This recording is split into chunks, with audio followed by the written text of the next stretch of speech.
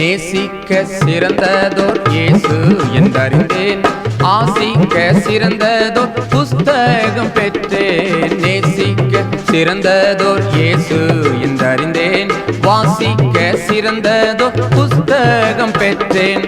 நேசித்து வாசித்து பாடி மகிழ்வேன், நேசரின் அன்பை நான் உலகெங்கும் சொல்வேன், உலகெங்கும் சொல்வேன், உலகெங்கும் சொல்வேன். பாடுகிறேன் நான் பாடுகிறேன், இயேசென்னை நேசித்ததா. அல்லேலூயா நான் பாடுகிறேன், அவர் என்னை ரட்சித்ததா. பாடுகிறேன் நான் பாடுகிறேன், இயேசென்னை நேசித்ததா.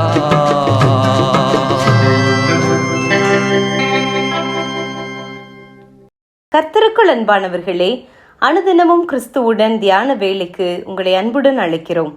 இன்றைய தியானத்திற்கான வேத வாசிப்பு சங்கீதம் 119 1 முதல் 8 வரை. தியானத்திற்கான தலைப்பு வேதத்தில் பிரியம். கர்த்தருடைய வேதத்தில் பிரியமாயிருந்து இரவும் பகலும் அவருடைய வேதத்தில் தியானமாயிருக்கிற மனுஷன் பாக்கியவான். சங்கீதம் 1:2.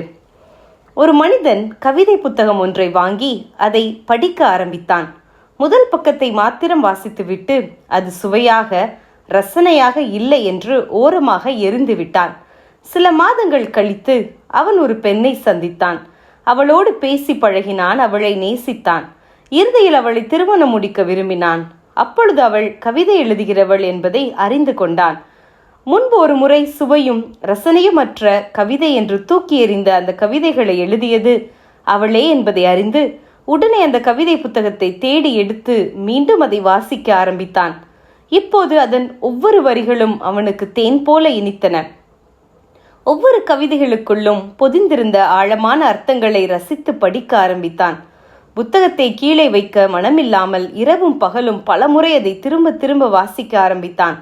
எந்த புத்தகம் சுவையும் ரசனையும் மற்றதாக இருந்ததோ அதுவே அவனுக்கு இனிமையான புத்தகமாக மாறியது.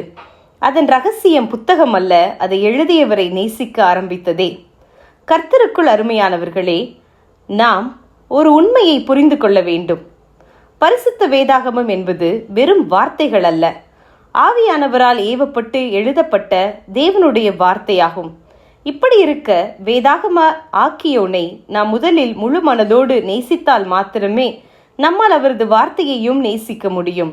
நாம் கர்த்தரை உண்மையாய் நேசிக்காதவரை அவரது வார்த்தையையும் நேசிக்க முடியாது.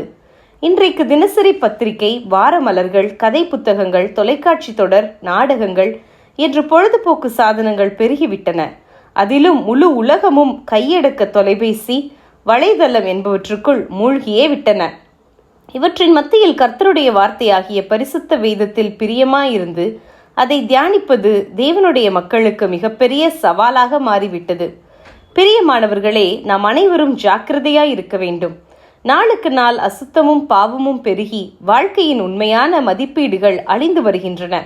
இந்த சமுதாயத்தில் நமது வாழ்க்கையையும் நமது குடும்பத்தையும் கரைப்படாமல் கர்த்தருக்குள் காத்து கொள்ள வேண்டுமானால் தேவனது வார்த்தைக்கு முதலிடம் கொடுக்கவும் அதன்படி வாழவும் நாம் தீர்மானிக்க வேண்டும்.